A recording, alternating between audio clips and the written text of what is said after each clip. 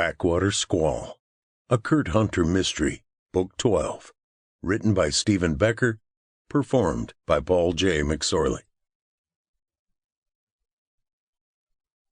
Mac Travis was trying to stay invisible.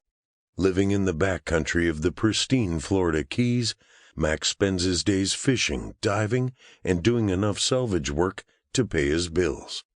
But trouble has a way of finding him. Check out a free prequel to the best-selling Mac Travis adventure series, which will follow the performance of Backwater Squall. 1. When faced with a choice between incompetence and deceit, for most people, it's usually the former that wins out. I call the rule Hunter's razor, derived from Hanlon's razor, which states that one should never attribute to malice that which is adequately explained by stupidity. As I drove to headquarters to meet with a frantic woman who insisted on speaking to me in person, I kept thinking about Bob Witherspoon and how the rule applied to him. I didn't have a very high opinion of the man, and because of our history, thoughts about him somehow in ways seemed to float to the surface. I still wasn't sure which one he was, incompetent or deceitful.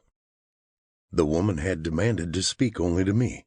As special agent in charge, I could have insisted that she talk to Wayne Dumont, the special agent serving underneath me, who was every bit as capable. But that would leave me with Bob Witherspoon on my mind, and after the last 6 months, I would take any opportunity to avoid thinking about him. Witherspoon had been involved in my last 2 cases. Too involved. I pulled up to headquarters and walked in the entrance. She came out of nowhere to stand directly in front of me, invading my personal space. "Kurt, you probably don't remember me." But I did. Yeah, we did a Baywatch paddle together a couple of months ago. Right. I searched my memory for her name. Maddie. Right. Her face was close enough that I had to squint to focus on her features, though that only made her eyes seem larger. I took out my pad and pen, using the movement as an excuse to step back several inches. It didn't matter, as she quickly closed the gap. "My husband is lost at sea." I'd learned to expect drama from the Baywatch crowd, but this was a bit much.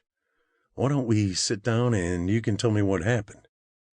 "Shouldn't we call the Coast Guard or something?" The real question was why she hadn't just called 911 or told Mariposa. Time was critical in these kinds of situations, and she had probably wasted an hour. I glanced over at Mariposa, who nodded and picked up the phone. People generally... Sample complete. Ready to continue?